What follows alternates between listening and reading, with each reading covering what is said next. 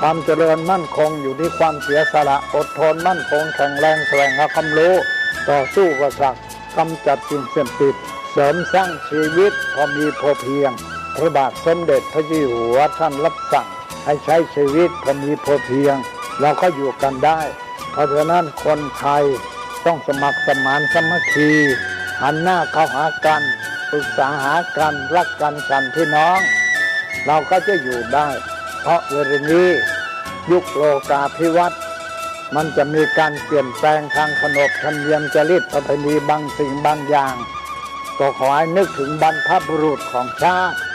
ว่าบรรพบุรุษปู่ย่าตายายเราได้สั่งสมอบรมลูกหลานของคนไทยทุกคนให้ตั้งอยู่ความสามัคคีมีความสมัครสมานกลมเกลียวเมตตาปราณีเอื้ออารีเอื้ออาทรในราชการเวลานี้ประเทศชาติของเราก็เจริญมั่นคงเพราะเหตุว่าคนไทยรวมน้ำจิตน้ำใจกันสร้างสรรค์ความเจริญงอกงามเพื่อความเจริญงอกงามแก่ชาติพระพุทธศาสนาสำนักงานของพระมหากษัตริย์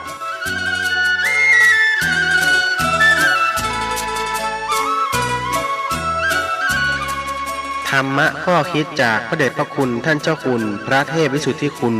ด้วยความปรารถนาดีจากสถานีวิทยุพระพุทธศาสนาคลื่นธรรมะเพื่อประชาชน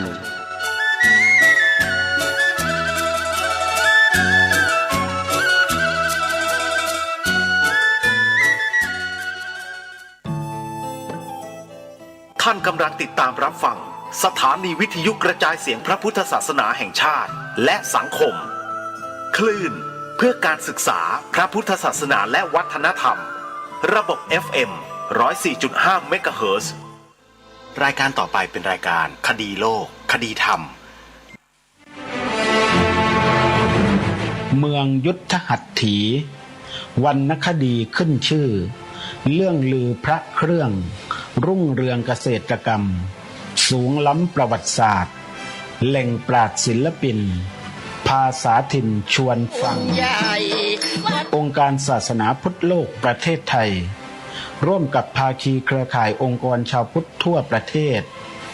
ขอเชิญร่วมโครงการกิจกรรมสวดมนต์สัญจรตลอดไปทั่วและทอดผ้าป่าสามัคคีสมทบทุนขององค์การเพื่อสร้างความสามัคคีเข้มแข็งและความมั่นคงทางพระพุทธศาสนาให้กับประชาชนชาวพุทธซึ่งเป็นประชากรส่วนใหญ่ของประเทศได้เข้าถึงหลักไตรสิกขาคือทานศีลภาวนาในการนำไปประยุกต์ใช้ชีวิตประจำวันควบคู่กับการอภิปรายทางวิชาการให้ความรู้และสนับสนุนส่งเสริมอาชีพตามแนวทางหลักพุทธธรรมให้ปรากฏเด่นชัดไปทั่วประเทศวันอาทิตย์ที่ 29 เดือนพฤษภาคมพุทธศักราช 2565 ตั้งแต่เวลา 7 นาฬิกาถึง 17 นาฬิกาตลอดทั้งวันณศาลาอาสมพระพรหมเวทีติดกับแหล่งท่องเที่ยวเกษตรกรรมยุทธศาสตร์พระราชาสวนกล้วยบานานาสุพรรณบุรีภายในวัดป่าเลไลวรวิหารอำเภอเมืองสุพรรณบุรีขอเชิญพุทธศาสนิกชนทั่วประเทศจัดทัวร์ธรรมะรวมพลสวดมนต์คนรักพระพุทธศาสนาทอดผ้าป่าเพื่อความมั่นคงเป็นเจ้าภาพโรงทานถวายภัตตาหารสังสรรค์แบบครอบครัวชาวพุทธติดต่อสอบถามโทรศัพท์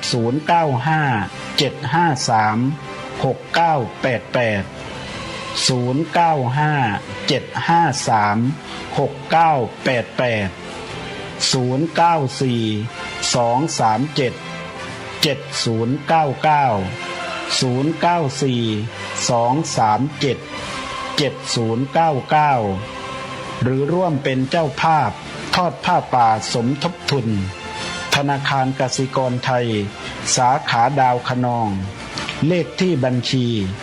051-827-5151 ชื่อบัญชีบมจ การค้าเจริญรุ่งเรือง AEC International และร่วมเป็นสมาชิกขององค์การท่านละ399 บาทได้รับของที่ระลึกเช่นเสื้อองค์การพุทธโลกและหมวกสติกเกอร์ขององค์การพุทธโลกหลวงพ่อโตปางเลไลให้พรโตโตท่องเที่ยวเกษตรกรรมชุ่มฉ่ำศาสตร์พระราชาสร้างบุญวาสนาเมืองสุพรรณภูมิพบการปาฐกถาธรรมพระมหาเถระในภาคกลางอาทิเช่นพระธรรมพุทธิมงคลเจ้าอาวาสวัดป่าเลไลวรวิหารทานศีลภาวนาอุตสาห์สร้างเป็นหนทางนำชีวิตจิตแจ่มใสยามชีพอยู่สุขไม่ทุกข์ใจยามชีพไปปรโลกไม่โศกครวญ3 อย่างเนี่ยทำให้จิตมันคุ้นแล้วเราจะอยู่อย่างสุขสบายเขาเรียกว่าอยู่สบายตายก็ดีตายก็ไม่เดือดร้อนอยู่ก็สบายตายก็ไม่ลำบากพระพรหมเวทีเจ้าอาวาสวัดพระปฐมเจดีย์ขอเชิญชวนท่านพุทธศาสนิกชนทั้งหลายมารักษาศีลกันเถิดชื่อว่าปฏิบัติธรรมการเจริญภาวนาคือการทำใจให้เจริญด้วยสติปัญญาโดยประการต่างๆเจริญด้วยการฟังธรรมเจริญด้วยการทำสมาธิเจริญด้วยการรอบรู้ในกองสังขารเจริญด้วยการให้ทำเป็นทานย่อมชนะการให้ทั้งปวง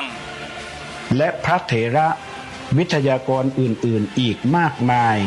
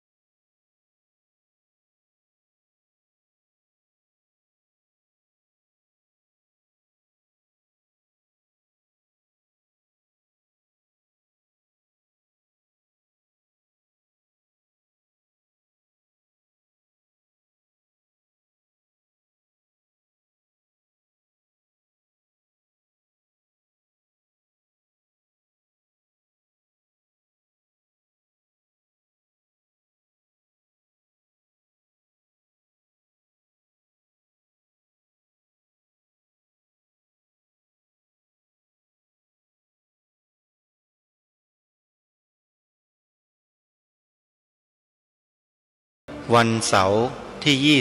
21 พฤษภาคม พระพุทธศักราช 2565 รายการคดีโลกคดีธรรมมาพบกับท่านผู้ฟังเป็นปกติ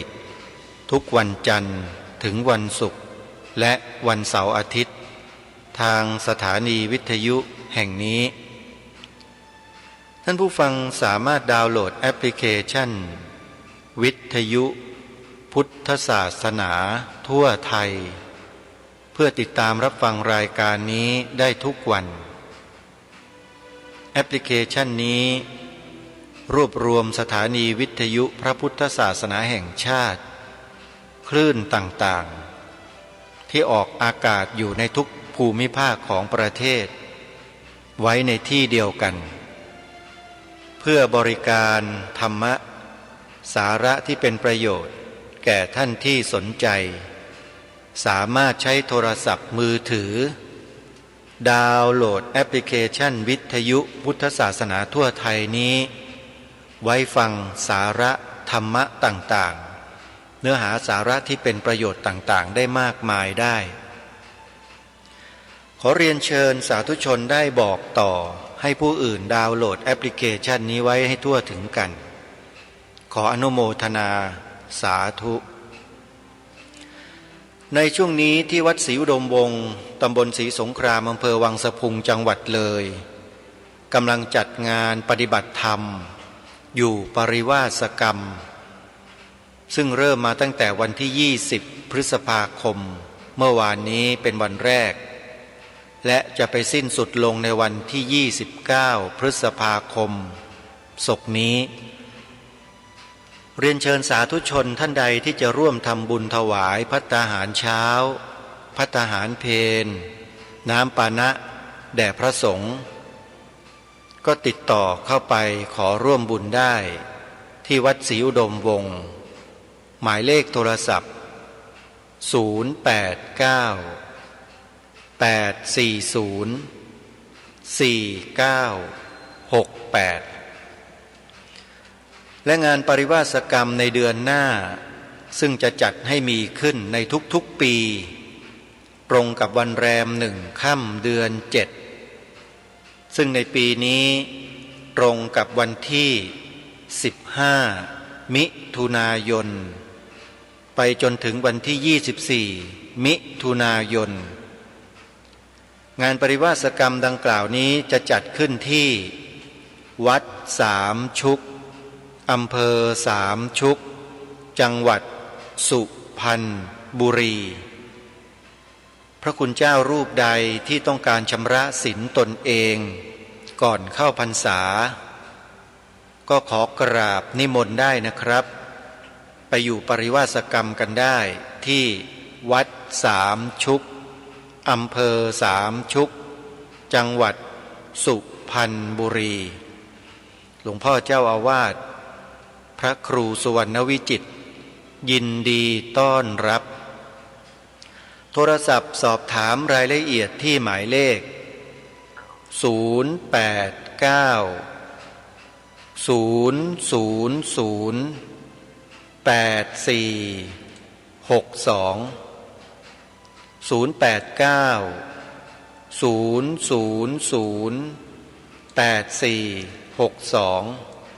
วัดสามชุกอำเภอสามชุกจังหวัดสุพรรณบุรีวันที่29พฤษภาคมเดือนนี้ตรงกับวันอาทิตย์ชาวพุทธในประเทศไทยเรามีนัดหมายกันขอเรียนเชิญญาติโยมสาธุชนขอกราบอาราธนาพระคุณเจ้าทุกรูปนะครับถ้าสะดวกเดินทางมาได้ขอนิมนต์ไปร่วมกิจกรรมกับองค์การศาสนาพุทธโลกประเทศไทยที่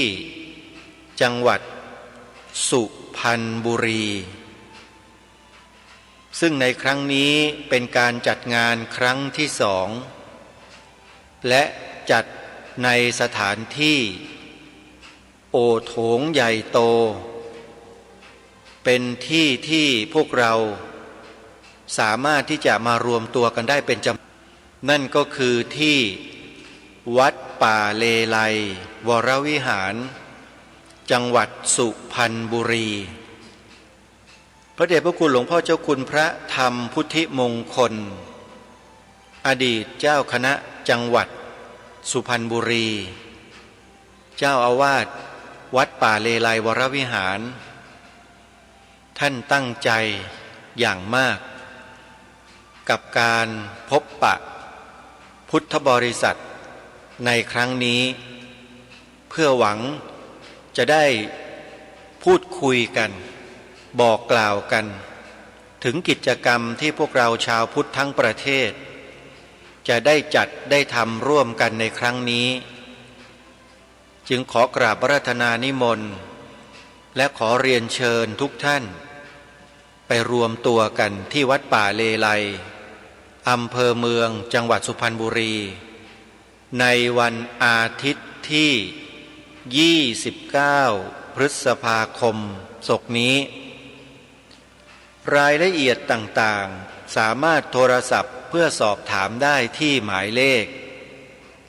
094-553-6988และ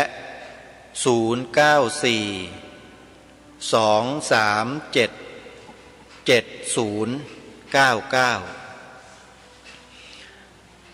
ประชาสัมพันธ์เชิญชวนสาธุชนได้มีส่วนร่วมทำบุญปรับปรุงเครื่องส่งกระจายเสียงให้กับสถานีวิทยุวัดหนองกายอำเภอแม่แตงจังหวัดเชียงใหม่อานิสงส์บุญของการช่วยกันเผยแผ่ธรรมไม่ว่าจะเป็นเรื่องกระแสไฟฟ้าไม่ว่าจะเป็นเรื่องของค่าดำเนินการต่างๆในการออกอากาศถ่ายทอดธรรมะสู่สาธารณชนเป็นจำนวนมากนี้ผู้ที่ทำบุญจะได้อานิสงส์มากจริงๆทำน้อยแต่อานิสงส์มากจึงขอเรียนเชิญสาธุชนนะฮะได้ร่วมด้วยช่วยกันในครั้งนี้ถ้าหากท่านใดมีศรัทธาจะร่วมทำบุญปรับปรุงระบบเครื่องส่งกระจายเสียงให้กับสถานีวิทยุพระพุทธศาสนาแห่งชาติวัดหนองกายนะโยมนะคุณโยมสามารถที่จะโอนปัจจัยทำบุญได้โดยตรงเลยตั้งจิตอธิษฐานให้ดีๆว่าเงินทุกบาททุกสตังค์ที่ข้าพเจ้าได้เตรียมที่จะส่งมอบถวายให้กับวัดหนองกายเพื่อทำบุญเผยแผ่ธรรมกับเครื่องส่งกระจายเสียงอันเป็นปัจจัยหลักสำคัญที่ทำให้ธรรมะขององค์สมเด็จพระสัมมาสัมพุทธเจ้ากระจายไปสู่ความรู้สึกนึกคิดของคนในสังคมเป็นจำนวนมากนี้ขออานิสงส์ผลนี้จงส่งผลให้แก่ข้าพเจ้าอะไรโยมก็ว่าเลยในสิ่งที่เป็นมหามงคลแก่ชีวิตนะได้บุญเยอะจริงๆจดหมายเลขบัญชีของวัดหนองกายไว้โยมแล้วก็โอนเข้าไปทำบุญด้วยแรงอธิษฐานของเราไม่ต้องมากขอบอกเลยว่าไม่ต้องมากช่วยกันคนละเล็กคนละน้อยคนละไม้คนละมือทำได้เลยนะฮะโอนเข้าไปที่ธนาคารกสิกรไทยธนาคารกสิกรไทยสาขาแม่แตงหมายเลขบัญชี087-208-4118นี่คือหมายเลขบัญชีของวัดหนองกายที่ญาติโยมสามารถร่วมบุญได้นะโยมนะหรือถ้าหากท่านใดจะโทรศัพท์สอบถามรายละเอียดที่วัดหนองกายก็สามารถโทรศัพท์เข้าไปได้นะที่หมายเลขโทรศัพท์ของวัดหนองกายนะฮะโทรเข้าไปที่หมายเลขโทรศัพท์091-798-6956หรือ062-424-9659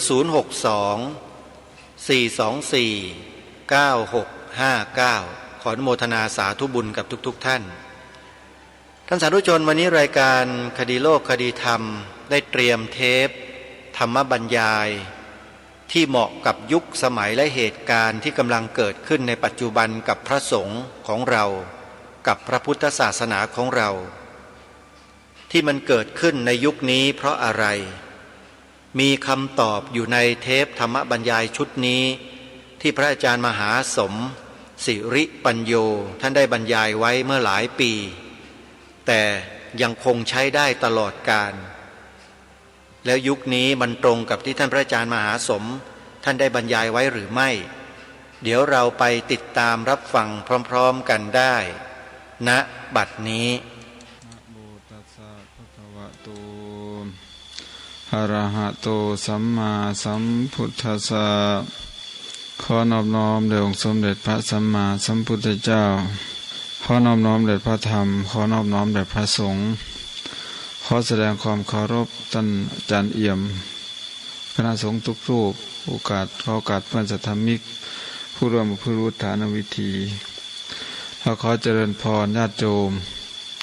ผ ผู้เข้าร่วมประพฤติปฏิบัติแล้วก็ผู้มาฟังธรรม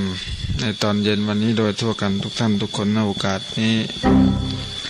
วันนี้เป็นวันแรกของงานจัดปริวัติกรรมที่บ้านตาเอ็มของเราก็พยายามพูดคำนี้ให้บ่อยๆนะโยมคำว่าวัดบ้านเราคำว่าวัดบ้านเรานี่พูดบ่อยๆเป็นสามีสัมพันธะเราจะได้มีความเป็นเจ้าของบางทีคนไม่มีความรู้สึกว่าเป็นเจ้าของวัดก็บอกว่าวัดนี่เป็นของพระถ้าเราพูดกันบ่อยๆติดปากมันจะได้มีความรู้สึกว่าเป็นสมบัติของเราพระพุทธเจ้าท่านสอนหลักธรรมมาก่อนที่จะมีพระพุทธเจ้าก็จะมีบุญของโลกก่อนบุญของยุคโทษของยุคก็มีบุญของยุคก็มีโทษของยุคนี่ก็เรียกว่ามหายุคยุคใหญ่ยุคยาวมีอายุยืนยาวบางยุคก็ไม่มีพระพุทธเจ้าเรียกว่าเป็นสุญญตะสุญญตะกับศูนย์กับเปล่ากับไม่มีพระพุทธเจ้ามาตรัสรู้บางครั้งก็มีความเสื่อมเสียมีความสูญสิ้นเกิดขึ้นในระหว่างความเสื่อมกับความเจริญจะเกิดขึ้นท่านก็เรียกว่าอันตระ ความวินาศเกิดขึ้นในระหว่างจากเหตุต่างๆมั่งเกิดจากโรคเกิดจากภัยเกิดจากความทุกข์ต่างๆทีนี้ถ้ายุคใดที่มีบุญมีมนุษย์มีบุญมากมาเกิดร่วมกันยุคนั้นก็เรียกว่าภัทระหรือว่ายุคที่เจริญงอกงามยุคในปัจจุบันนี้ก็เรียกว่าภัทระกับก็มีพระพุทธเจ้ามาเกิดทีนี้พระพุทธเจ้าองค์นี้ท่านก็จะบำเพ็ญมานะยาวนานมากบำเพ็ญมายาวนานจนนับไม่ได้จึงเรียกว่าอสงไขยอสงไขยนี่คือนับไม่ได้ถ้าสงไขยเนี่ยแปลว่านับได้นี่คือปฏิเสธมันนับไม่ได้มันยาวนานมากท่านก็บำเพ็ญมาเรื่อยๆไม่ใช่ว่าจะมาเกิดเป็นพระพุทธเจ้าได้เลยจนถึงยุคหนึ่งที่ว่ามันมีเพียงจุดเดียวเรียกว่ามัคคะสมังคีเกิดขึ้นมาคือความเป็นพระพุทธเจ้าก็เกิดอุบัติขึ้นมาที่จิตที่ใจแล้วก็ทำให้โลกนี้ได้โอกาสได้ฟังธรรมได้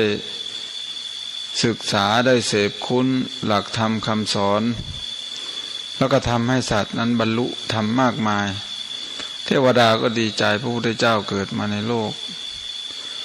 ก็ดีอกดีใจแซ่สองสาธุการดังกึกก้องไปทั่วท้องจักรวาลแม้เพียงรู้ว่ามีดอกบัวสัญลักษณ์พระพุทธเจ้าจะเกิดขึ้นนี่ก็ดีใจกันล่วงหน้าแล้วเขาบอกว่าโลกนี้ทั้งสวรรค์ทุกชั้นนี่จะเต็มสมบูรณ์บริบูรณ์สัตว์นรกต่างๆนี่ก็จะ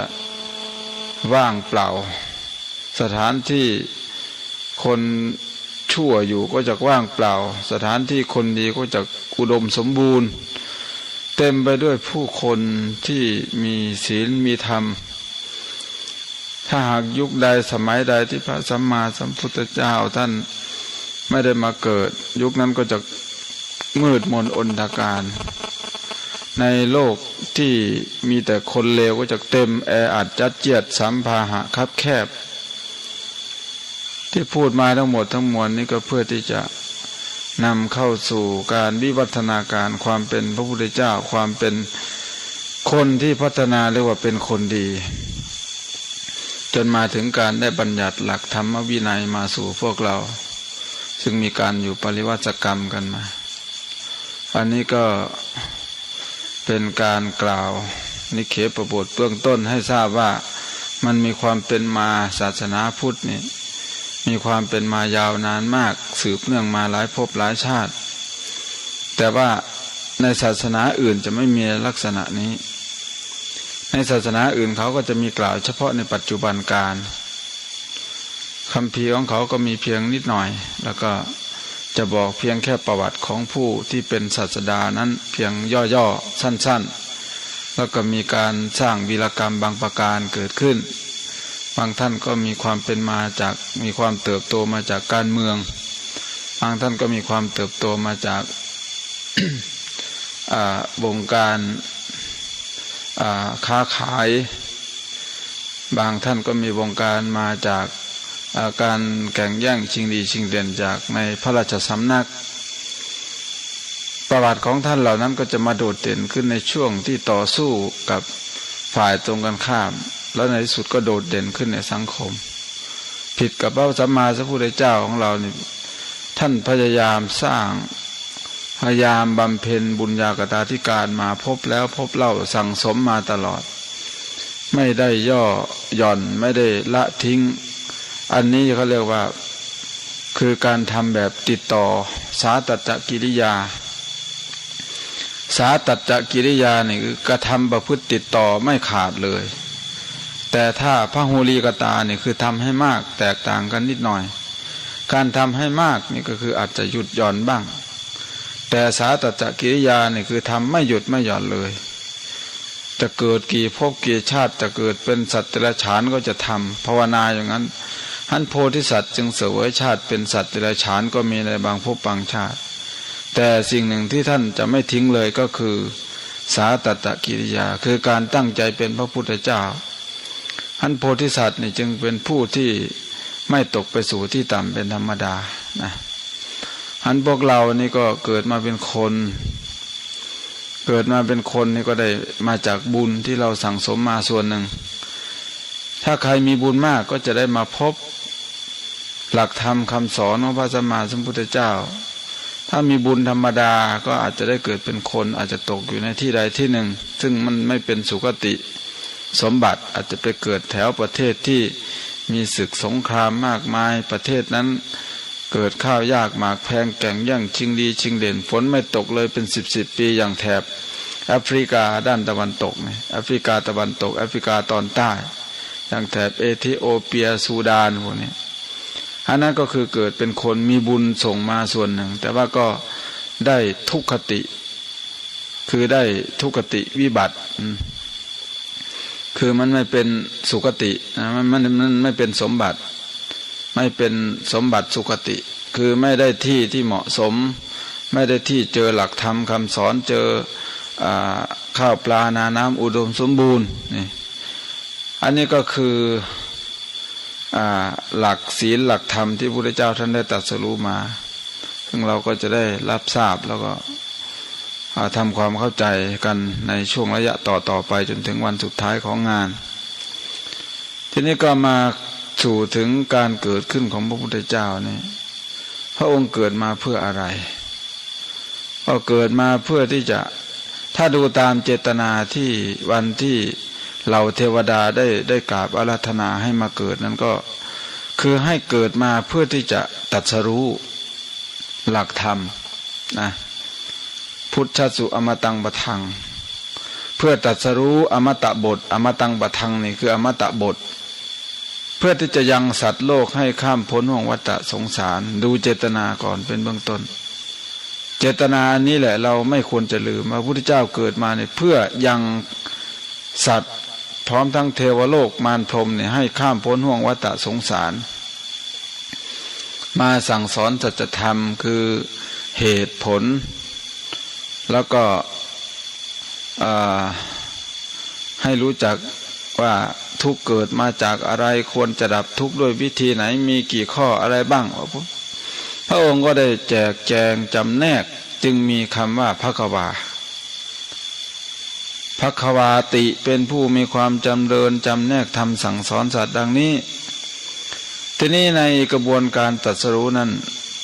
มันก็มีทั้งแบบเป็นพระพุทธเจ้ามีทั้งแบบเป็นพระปัจเจกพุทธเจ้า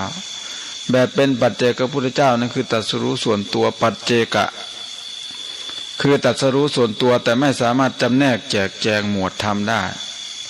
แต่แบบของพระสัมมาสัมพุทธเจ้านี่สามารถแจกแจงหมวดหมู่ของธรรมได้อย่างเช่นว่าวันหนึ่งพระพุทธเจ้าไปเจอสิงคารมานพกำลังไหว้ทิศอยู่ทิศใต้ทิศเหนือทิศตะวันออกทิศตะวันตกเบื้องบนเบื้องล่างพระพุทธเจ้าก็ถามว่าทำไมจึงทำอย่างนี้ พ่อบอกให้ทำอย่างนี้เขาตอบอย่างนั้นคือพ่อบอกให้ไหว้อย่างนี้ตั้งแต่ตื่นขึ้นมาตอนเช้าพุทธเจ้าท่านบอกว่าที่จริงพ่อท่านไม่ได้มีเจตนาอย่างนั้นดอกการไหว้ทิศนั่นก็คือทิศเบื้องหน้าหมายถึงอะไรทิศเบื้องหลังหมายถึงอะไรทิศเบื้องซ้ายเบื้องขวาซึ่งก็ได้แก่บิดามารดาเพื่อนแล้วก็ภรรยาบุตรภรรยาบ่าวทิศเบื้องล่างนี่คือบ่าวทิศเบื้องบนก็คือครูอุปัชฌาย์อาจารย์ผู้สั่งสอนอบรมละมา ก็คือสมณะพราหมณ์ทั้งหลายหลักธรรมลักษณะนี้คือพระพุทธเจ้าท่านจำแนกออกมาเป็นขีหิปฏิบัตินะเป็นขีหิปฏิบัติอันนี้ก็เรียกว่าภัคควาคือผู้มีความจำเริญจำแนกธรรมสั่งสอนสัตว์อย่างเช่นครูควรจะสอนลูกศิษย์อย่างนี้อย่างนี้ลูกศิษย์ก็ควรจะสงเคราะห์ควรเกื้อกูลครูบาอาจารย์ด้วยหลักธรรมข้อนี้พ่อแม่เลี้ยงดูบุตรมากี่ข้ออะไรบ้างมีการให้ดึงออกจากบาปให้ตั้งอยู่ในคุณงามความดีให้การศึกษาให้ทรัพย์มรดกในสมัยที่ควรจะให้แต่งงานหาคู่ครองที่สมควรให้ลูกเมื่อได้รับการเลี้ยงดูอย่างดีอย่างนี้ก็ต้องดูแลพ่อแม่อย่างดีนะท่านเลี้ยงมาแล้วเลี้ยงท่านตอบแล้วก็ทำตัวให้เป็นผู้รับทรัพย์มรดกตั้งใจเล่าเรียนศึกษาเมื่อท่านล่วงลับไปก็ทำบุญอุทิศไปหาอันนี้คือหน้าที่ของลูกหลักธรรมที่กล่าวมาทั้งหมดนี้เรียกว่าขีหิปฏิบัติเกิดจากสติปัญญาของความเป็นพระพุทธเจ้าเรียกว่าภัคควาผู้มีความจำเริญจำแนกธรรมสั่งสอนสัตว์ดังนี้ถ้าหากไม่ใช่พระองค์นี้จะไม่มีคนจำแนกธรรมลักษณะนี้ได้เลยไม่ว่าบุคคลนั้นจะเป็นใครก็ตามเราไปดูหนังสือหลักสูตรบางเล่มซึ่งเขาเขียนเป็นหนังสือคล้ายๆกับประมวลเอาเกล็ดขี้ปากของนักปราชญ์โลกแต่ละคนมาผูกไว้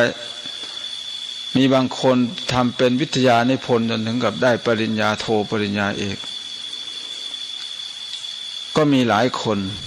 พอเราไปเปิดอ่านดูดีๆแล้วนี่ก็ล้วนแต่เป็นคำสอนพุทธเจ้านั่นแหละแต่มันไม่เป็นหมวดหมู่ที่ชัดเจนมันไม่เป็นหมวดหมู่ที่ชัดเจนอย่างเวลาเรานั่งรถผ่านหน้าโรงเรียนบางโรงเรียนไปเนี่ยโรงเรียนนี้เข้าในโครงการของ5 ส.อย่างนี้นะ5 ส.มีอะไรบ้าง5 ส.ก็มีสะอาดอย่างนี้เป็นต้นนะมีหลายข้อซึ่งโยมก็รู้จักกันดีเด็กหนูนี่ก็รู้จักว่า5 ส.คืออะไรสะสางสะอาดสงบอะไรก็ว่ากันไปแต่อันลักษณะนี้ก็เรียกว่าจับมากระเดียดคือมันเป็นการคิดค้นคำขึ้นมาเพื่อให้มันสอดคล้องแต่มันไม่เป็นหมวดหมู่ไม่เป็นกลุ่มก้อนที่สมบูรณ์เหมือนที่พระพุทธเจ้าท่านตรัสไว้ยกตัวอย่างอันหนึ่งให้ฟังก็เช่นว่าอย่างพระพุทธเจ้าตรัสสังฆะวัตถุ4นี่พระองค์ก็จะตรัสไว้เป็นลักษณะที่ว่าธรรมนั้นจะต้องเกื้อกูลกันเกื้อกูลกันอย่างไรอย่างเช่นว่าข้อแรกนี่คือให้ทานการให้ทานนี้ก็ต้องมีธรรมข้อที่2ส่งเสริมข้อแรกด้วยอย่างเช่นพอให้ทานแล้วข้อที่2นี่ท่านบอกว่าต้องเป็นคนพูดจาไพเราะด้วยทีนี้พอพูดจาไพเราะข้อต่อมาก็ต้องมีการสงเคราะห์สังคมพูดจาไพเราะสงเคราะห์สังคมอัตถจริยาข้อต่อมาก็คือสมานัตตาคือการตั้งตนมั่นในองค์ธรรมนั้นๆอย่างสม่ำเสมอด้วยถ้าเกิดว่าเราให้ทานปั๊บแล้วเนี่ยเราไปดูถูกคนอื่นอะไรจะตามมานี่เห็นชัดเลยว่าพระพุทธเจ้านี่คิดแบบบูรณาการคือให้ทานแล้วต้องพูดไพเราะด้วยจะไปพูดดูถูกคนอื่นเพราะคนบางคนนั้นตนเองใจบุญสุนทรทานแล้วมักดูถูกคนอื่นว่าพอตนให้ทานแล้วก็มักดูถูกคนอื่นว่าคนนั้นขี้เหนียวอย่างนั้นอย่างนี้ไม่ดีอย่างนั้นอย่างนี้ไม่ยิ่งใหญ่เหมือนตนเองยกตนข่มท่านอย่างนี้ดังนั้นนี่ยกตัวอย่างให้ฟังย่อๆก็เห็นชัดว่าความเป็นภั ภัควานั้นยิ่งใหญ่แค่ไหนมันจะบูรณาการตลอดนะมันบูรณาการตลอดมันจะเกื้อกูลการทำแต่ละข้อเนี่ยมันจะชัดเจนมากมันจะเกื้อกูลต่อกันและกันทีนี้อันนี้ก็คือยกตัวอย่างให้ฟังเฉยๆว่าวันนี้เราจะเป็นวันแรกเราจะฟังรวมๆนะเราจะฟังรวมๆเพื่อที่จะลำดับเรื่องราวไปเรื่อยๆจนกว่าจะได้เวลาอันสมควรนั่นแหละทีนี้พอพระพุทธเจ้าท่านเกิดมาแล้วนี่ท่านก็จัดหมวดหมู่สอนธรรมแล้วแสดงธรรมในเบื้องต้นจริงๆนั้นแรกๆหลักธรรมที่พระองค์ทรงนำมาสอนนั้นก็จะเป็นอนุปุปปีกถานะแรกๆเลยต้นๆเลยนี่เป็นธรรมที่พระองค์ทรงแสดงในเบื้องต้นอนุปุปปีกถาแสดงธรรมไปโดยลำดับก็คือพูดเรื่องทานพูดเรื่องศีลพูดเรื่องสวรรค์พูดเรื่องโทษของกามพูดเรื่องทางอานิสงส์การออกจากกามไปตามลำดับเพื่อที่จะเป็นการฟอกจิตใจของผู้ฟังมาตามลำดับโยมควรจะปิดไว้ก่อนนะโทรศัพท์ปิดไว้ก่อนนะอย่าติดต่อเลยทีนี้ หลังจากที่พระพุทธเจ้าท่านแสดงธรรมพอคนได้นั่นแล้วก็จิตใจพร้อมที่จะรับธรรมอันอื่นแล้วก็พระองค์ก็จะยกขึ้นสู่อริยสัจสี่เรียกว่ายกขึ้นสู่เรื่องเหตุเรื่องผลแล้วสูงขึ้นแล้วอริยสัจก็คือเรื่องเหตุเรื่องผลนั่นเองว่าด้วยเรื่องปัญหาเหตุของปัญหาและการดับปัญหาสุดท้ายก็คือวิธีการดับปัญหานี่คือตอนแรกนี้ฟอกจิตฟอกใจก่อน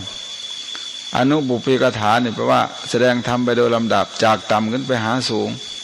นี่คือลักษณะธรรมของพระสัมมาสัมพุทธเจ้านะพระพุทธเจ้าก็เคยตรัสไว้ในความอัศจรรย์ของพระธรรมวินัยว่ามหาสมุทรโคมหาสมุทรโทโคปิกเวอนุปุพพนินโนอนุปุพพโปโนอนุปุพพปปาโรดูก่อนภิกษุทั้งหลายมหาสมุทรนั่นแลย่อมลึกไปโดยลำดับย่อมลาดไปโดยลำดับย่อมต่ำไปโดยลำดับอันนี้คือพระพุทธเจ้าท่านเปรียบเทียบใส่กับหลักธรรมวินัยเอวะเมวะโคภิกเวธรรมวินัยเยอนุปุพพสิกขาอนุปุพพกิริยาอนุปุพพปฏิปทาดูก่อนภิกษุทั้งหลายฉันใดก็ดีในธรรมวินัยของเรานี่ก็สมควรจะศึกษาไปโดยลำดับสมควรจะบำเพ็ญไปโดยลำดับสมควรจะปฏิบัติไปโดยลำดับจากต่ำไปหาสูงขึ้นไปธรรมของเรานี่ไม่ใช่ว่าจะตรัสรู้ได้เลยยะตะเนอายะตะเกเนวะอัญญาปฏิเวโทไม่ใช่ว่าจะรู้ทะลุได้เลยทีเดียวมันต้องศึกษาไปโดยลำดับต้องบำเพ็ญไปโดยลำดับและต้องปฏิบัติไปโดยลำดับเหมือนมหาสมุทรนี่อายะตะเกเนวะปะปาโตไม่ใช่ว่าจะลึกลงไปเลยทีเดียวเป็นฝั่งเหมือนเหวลงไปแต่ต้องลาดลึกลุ่มไปโดยลำดับญาติโยมก็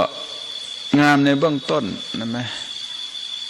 งามในท่ามกลางขึ้นมาก็มีการนั่งสมาธิการเดินจงกรมการถือศีล8งานในเบื้องต้นคือให้ทานรักษาศีลมาก่อนให้ทานพรุ่งนี้ก็มาใส่บาตรกันเยอะๆนี่เป็นเบื้องต้นของเรางามในเบื้องต้นงามในท่ามกลางคือรักษาศีลขึ้นมาถ้าสูงขึ้นมาอีกก็คือการนั่งสมาธิการประพฤติปฏิบัติจนจิตมันหลุดพ้นมันจะงามส่งช่วงขึ้นไปจิตมันจะส่งกันขึ้นไปเป็นช่วงในที่สุดแล้วก็ขึ้นเป็นเทวดาเป็นเทวดาเป็นนี่เราก็เห็นกันเยอะแยะมากมายคนบางคนอีกอย่างเจ้าฟ้ามหากษัตริย์ราชินีอัครมเหสีนี่ท่านเหล่านี้เป็นคนมีบุญญาธิการมากแม้ท่านไม่ได้ทำนาท่านไม่ได้ลงทุนอะไรท่านก็ได้อยู่ได้กินอยู่บนกองบุญกองกุศลที่สร้างสั่งสมมาอันนั้นคือผู้ที่เป็นเทวดาเป็นคือมีคนคอยในละมิตสิ่งต่างๆให้อย่างในหลวงเนี่ย ก็คือสวรรค์ชั้นนิมมานรตีปรินิมมิตสวัสดีเราดีๆนี่เองคนอื่นคอยเนรมิตให้ปรินิมมิตวสวัสดีเนี่ยมันมีรูปวิเคราะห์ว่า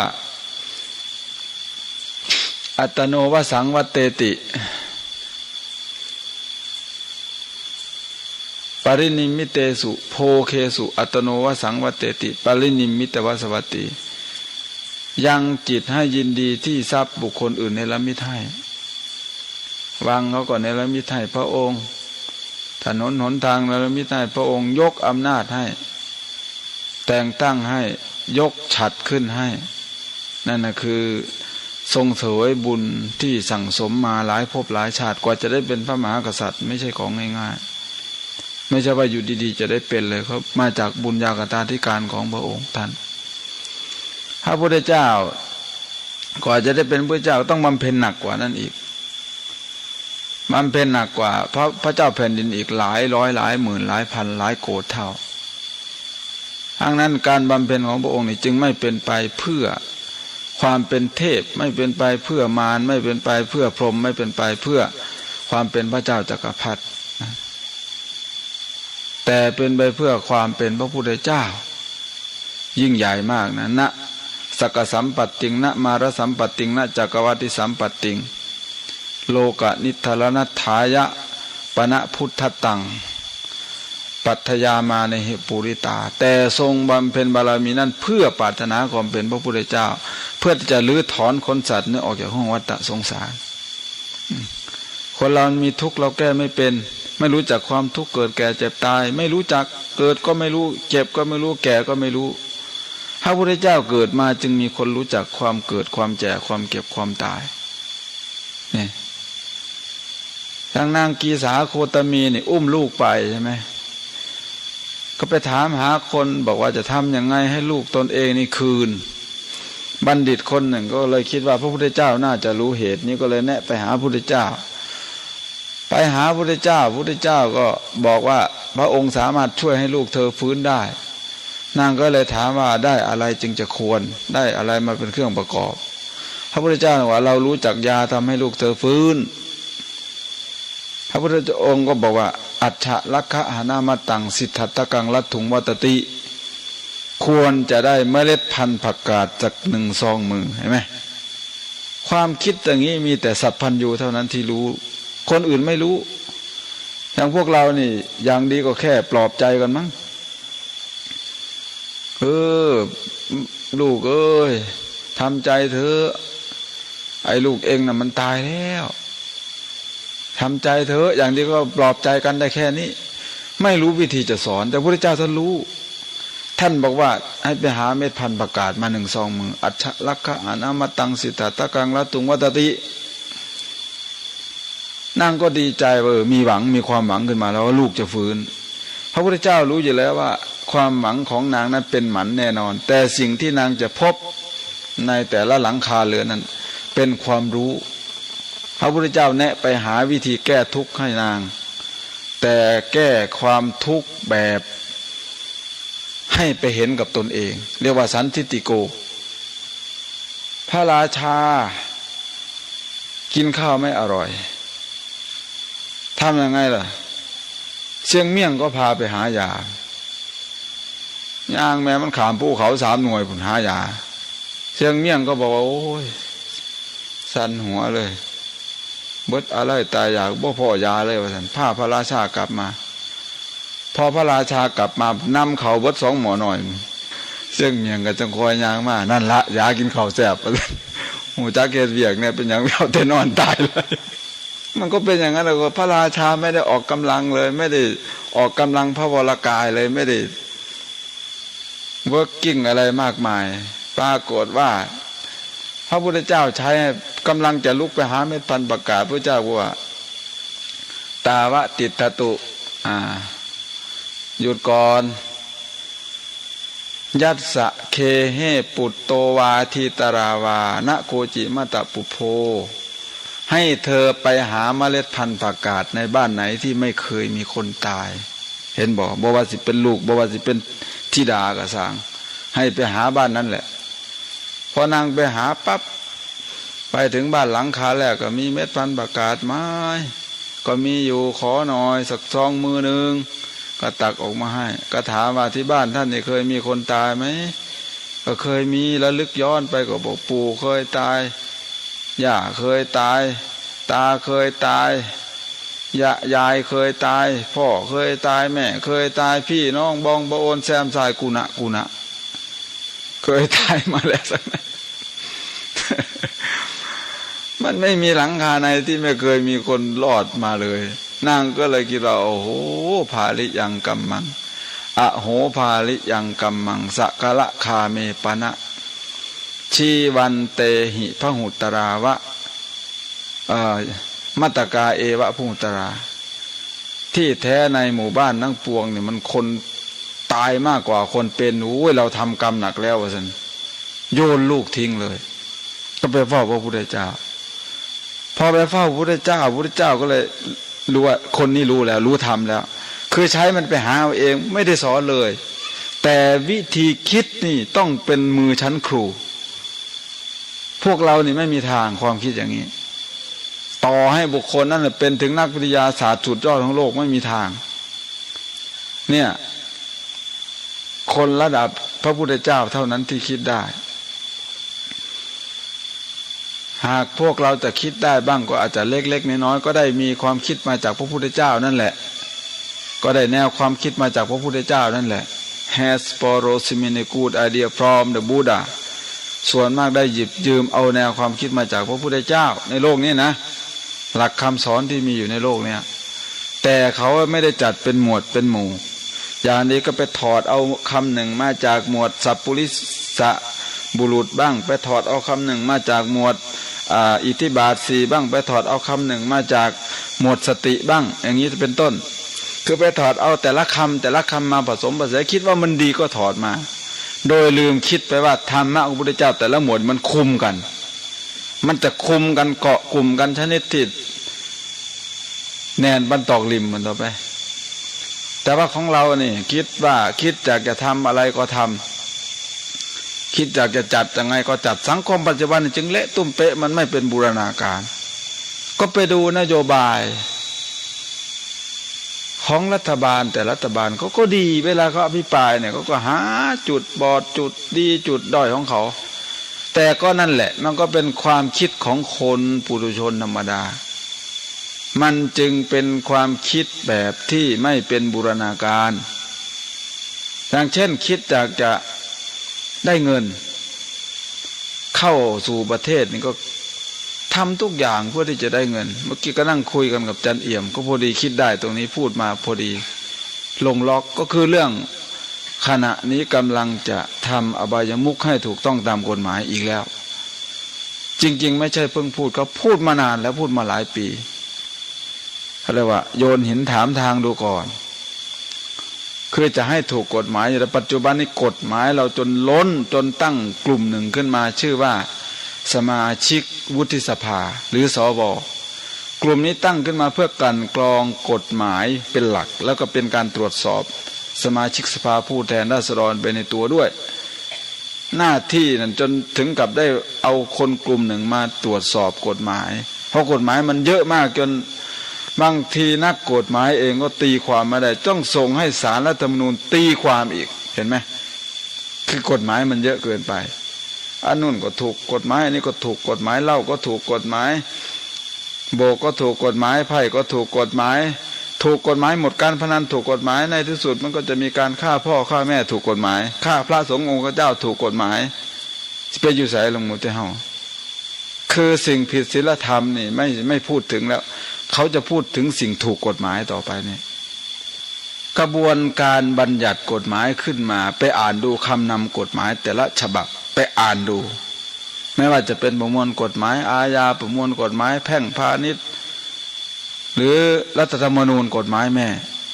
ก็จะเขียนไว้หยดจ้อยมากว่าเพื่ออะไรเพื่ออะไรเพื่ออะไรพระพุทธเจ้าเองนี่ก่อนที่จะบัญญัติวินัยขึ้นมานี่พระองค์ก็ยังไม่บัญญัติเลยทีเดียวสอนทำไปก่อนทีนี้มันมาเกิดเหตุการณ์ขึ้นมันก็เป็นบทเรียนพระสารีบุตรก็เห็นว่าบางศาสนานี่พอศาสดาตายลงก็มีปัญหาเรื่องการสืบทอดศาสนา มันเกิดการลักลั่นเกิดการกระทบต่อโครงสร้างของศาสนานั้นก็เลยเข้าไปทูลถามพระสัมมาสัมพุทธเจ้าว่ากัตเมนังโคกะตะเมนังนุโคพันเตพุทธานังภควันตานังพัมมจริยังจิรัตถิติกังอโหสิกะตะเมตานังพันเตพุทธานังภควันตานังพัมมจริยังจิรัตถิติกังอโหสิข้าแต่พระองค์ผู้เจริญพรหมจรรย์ของพระผู้มีพระภาคเจ้าพระองค์ไหนหนอพระเจ้าค่ะที่ไม่ดำรงอยู่นานและพรหมจรรย์ของพระผู้มีพระภาคเจ้าพระองค์ไหนดำรงอยู่ไม่นานก็เข้าไปทูลถามอย่างนี้พระพุทธเจ้าท่านก็บอกว่าภควโตจะสารีปุตตะวิปัสสิสะภควโตจะสิขิสสะจะภควโตจะเวสพุสัสจะพัมมจริยังณจิรัตติกังอโหสิดูก่อนสารีบุตรพรหมจรรย์ของพระพุทธเจ้าพระนามว่า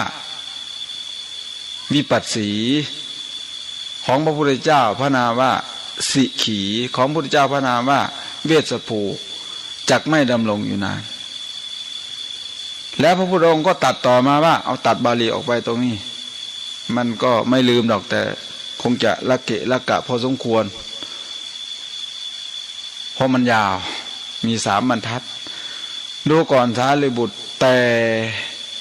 พรหมจรรย์ของพระผู้มีพระภาคนามว่ากกุสันทัสสะกกุสันโธโกนาคมโนและพระพุทธเจ้านามว่ากัสสโปหรือกัสสปะเนี่ยจักดำรงอยู่ได้นานภาษาลิบุตรท่านก็ทูลถามต่อไปว่าเพราะอะไรหรือพระเจ้าค่ะพรหมจรรย์ของพระพุทธเจ้า3 องค์ก่อนกับ3 องค์หลังนี่จึงแตกต่างกันในการดำรงอยู่พระพุทธเจ้าท่านก็ตอบว่าศาสนาหรือพรหมจรรย์ของพระผู้มีพระภาคเจ้า3 องค์ก่อนนั้นไม่ตั้งอยู่นานเพราะว่าไม่ได้บัญญัติสิกขาบทไว้แก่สาวกทั้งหลายอัปปัญญัตตังอัปปัญญัตตังสาวกานังสิกขาปะทังอนุทิตสั่งปาติโมกขังไม่บัญญัติสิกขาบทไว้แก่สาวกทั้งหลายแล้วก็ไม่ได้ยกปาติโมกข์ขึ้นแสดงพอภาษาลิบุตรได้ฟังดังนั้นก็เลยกราบทูลเลยทีเดียวว่าเอตัสสะภควากาโลเอตัสสะสุกตะกาโลยังภควาสาวกานังสิกขาปะทังปัญญาไปวะอุทิศยังปาติโมกขังข้าแต่พระผู้มีพระภาคพระพุทธเจ้าข้าบัดนี้เป็นการอันสมควรแล้วที่พระสุคตเจ้าจักทรงบัญญัติสิกขาบทแก่สาวกทั้งหลายสมควรแล้วที่ยกปาติโมกข์ขึ้นแสดง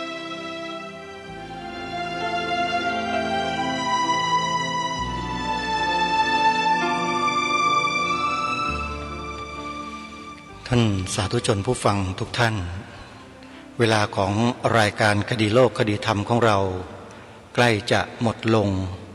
จึงขอตัดสัญญาณมาที่ผู้ดำเนินรายการเพื่อจะมาสรุปให้ท่านทั้งหลายได้สดับรับฟังในวันนี้อีกครั้งหนึ่งก่อนที่จะปิดรายการที่นำเสียงธรรมบรรยายของพระอาจารย์มหาสมศิริปัญโยชุดนี้มาเปิดเนื่องด้วยสถานการณ์ของพระพุทธศาสนาของเราที่กำลังถูกรุกคืบด้วยวิธีการต่างๆนานับประการนั้นทำให้พวกเราชาวพุทธเกิดความหวั่นวิตกก็จึงนำธรรมบรรยายชุดนี้มาเปิดให้ฟังซึ่งมีหัวข้อเรื่องว่าโทษของยุคคนไม่มีธรรมซึ่งก็เชื่อว่าท่านที่ได้สดับรับฟังผ่านไปในช่วงแรกของเทปธรรมบรรยายชุดนี้คงจะมองเห็นอะไรลางๆเดี๋ยววันพรุ่งนี้จะนำมาเปิดอีกรอบหนึ่งให้ท่านฟังได้เต็มๆคงจะได้เห็นภาพที่ชัดเจนมากยิ่งขึ้น วันนี้เวลาของรายการหมดลงแล้วอาตมาภาพต้องขอสมมุติยุติรายการไว้แต่เพียงเท่านี้ไว้ติดตามรับฟังกันใหม่ในวันพรุ่งนี้ขอความสุขความสวัสดีในธรรมแห่งองค์สมเด็จพระบรมศาสดาสัมมาสัมพุทธเจ้าจงเกิดมีขึ้นในจิตใจของท่านผู้ฟังทุกท่านทุกคนเทินขอเจริญพร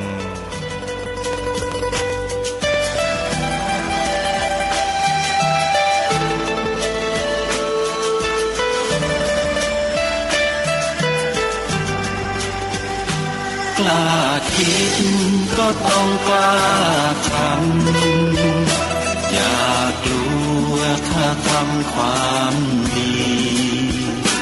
เป็นศึกษาปัญหาให้ทันท่วงทีเมืองไทยจะพัฒนากว่านี้รายการดีๆคดีโลกคดีธรรมขอรำพันบรรยายความคิดเครื่องหมายแห่งสีทั้งสามงามถนัดขาวคือบริสุทธิ์สีสวัสดิ์หมายพระไตรรัตน์และธรรมะคุมจิตไทยแดงคือโลหิตเราใสซึ่งยอมสละได้เพื่อรักษาชาติศาสนาน้ำเงินคือสีโสภาอันจอมประชาถ้าโปรดเป็นของส่วนองค์จัดริ้วเข้าเป็นไตรรงค์จึงเป็นสีธงที่รักแห่งเราชาวไทยทหารอวตารนำไปยงยุทธวิชัยวิชิตก็ชูเกียรติสยามประเทศไทยที่เจริญมั่นคงมาได้จนถึงทุกวันนี้มิได้เกิดขึ้นจากความหวาดกลัวอย่างคลาดเขลาแต่บรรพบุรุษไทยของเราทุกยุคทุกสมัยล้วนแต่มีความกล้าหาญและชาญฉลาดปกป้องเอกราชสร้างชาติให้เกิดความมั่นคงโดยมีธงแห่งพระไตรรัตน์เป็นเครื่องนำชัยจึงเป็นที่มาที่ไปของรายการคดีโลกคดีธรรมกล้าคิดก็ต้องกล้าทำอย่ากลัวถ้าทำความดีเป็นศึกษาปัญหาให้ทันท่วงทีเมืองไทยจะพัฒนากว่านี้รายการดีๆคดีโลกคดีธรรม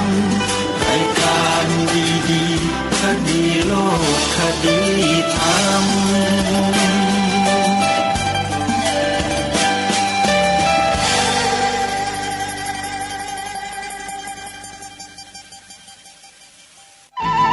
ที่จบไปแล้วนั้นเป็นรายการคดีโลกคดีธรรมดำเนินรายการโดยพระครูปลัดณรงค์ฤทธิ์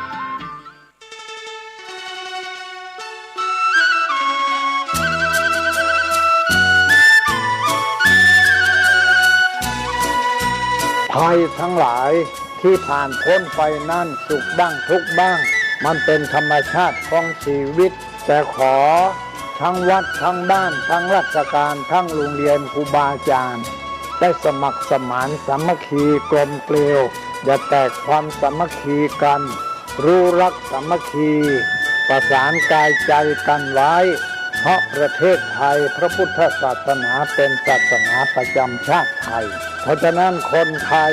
มีคุณธรรมประจำใจประจำกายรักษากายวาจาใจให้เจริญมั่นคงเพื่อเป็นการผูกสัมพันธไมตรีด้วยพรหมวิหารธรรมคือให้มีเมตตาปราณีเอื้ออารีซึ่งกันและกันไว้จะแต่ความสามัคคีกันให้สัมพันธ์กายสัมพันธ์ใจในกันและกันไว้อย่าแต่ความสามัคคีประเทศชาติเราก็เจริญมั่นคงเศรษฐกิจเราก็เจริญมั่นคง สังคมเราก็เจริญมั่นคง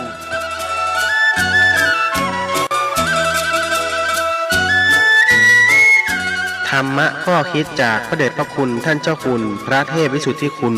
ด้วยความปรารถนาดีจากสถานีวิทยุพระพุทธศาสนาคลื่นธรรมะเพื่อประชาชน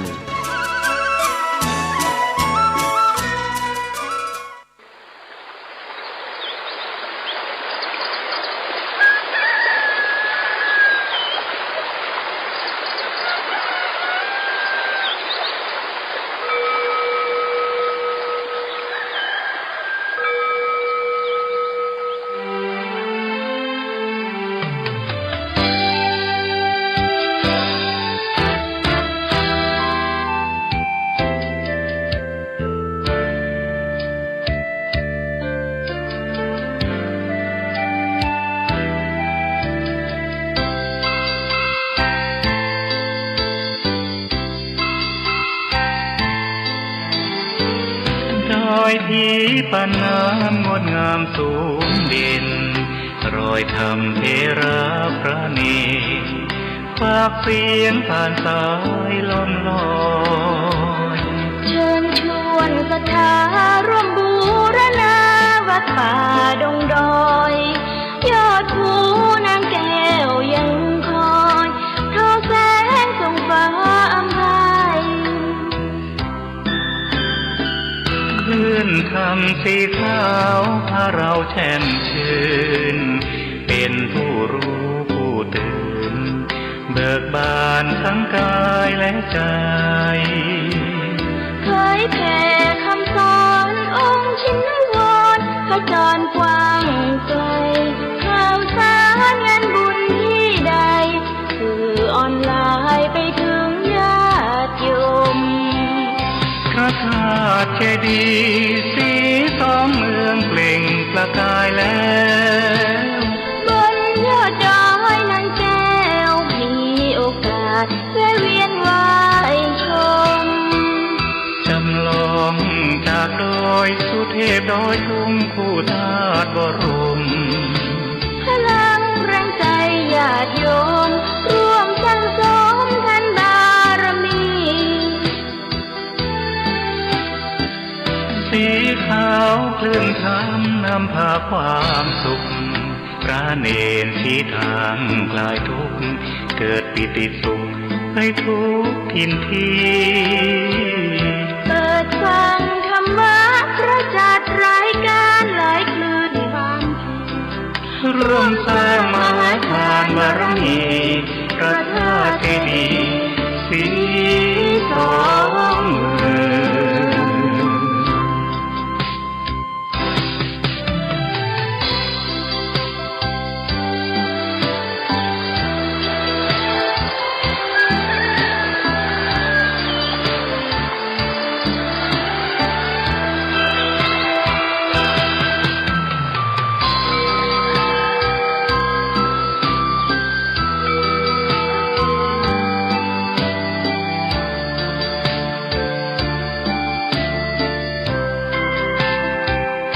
พระธาตุเจดีย์สีสองเมืองเปล่งประกายแล้วบนยอดดอยนางแก้วมีโอกาสแวะเวียนไหว้ชมผู้หญิงก็ไม่สามารถที่จะเป็นชาวสักกะได้ผู้หญิงไม่สามารถที่จะเป็นหัวหน้าของสวรรค์ชั้นต่าง